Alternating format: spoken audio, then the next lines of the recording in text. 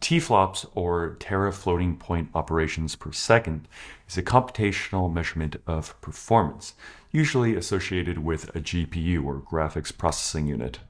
Now, this is not the end-all benchmark, but does give you an idea of whether you're getting a really high-end or rather low-end GPU. So let's take a look at some numbers. On the PC side, we have the NVIDIA RTX 4090, which is arguably the best consumer GPU you can get on the market right now.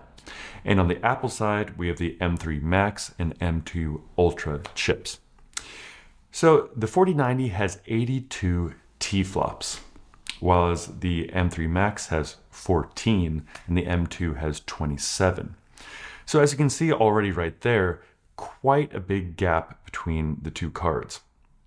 Now, one might say that it's not a really good comparison because the 4090 is a physically huge card, it kicks out a lot of heat, and it uses a lot of power, and is relatively expensive.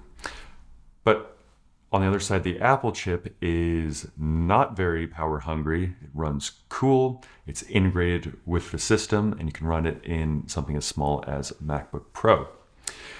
Okay, but with the M2 Ultra, you have that in the small form factor desktop Mac Studio, and also the larger Mac Pro from Apple that does have a large PSU. It puts out a lot of power. It has a larger cooling system in it, and is quite expensive. So I think in that sense, if you look at the 4090 and the M2 Ultra in the Mac Pro, it is a pretty good comparison. But if you say, okay, well, why don't we compare a mobile version of the 4090 to the M2 and M3 series because they can be in laptops? Okay, fine. If we look at the 4090 mobile edition, even that still has 33 TFLOPS versus 27 TFLOPS. So the even mobile version, it has a nice leg up.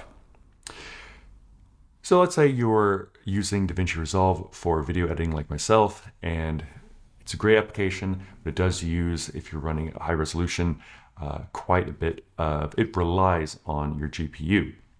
So if you have that sort of workflow, or you're a 3D designer or compositor, the 4090 is going to be your best bet. I will say I have the M3 Max, and it is fantastic.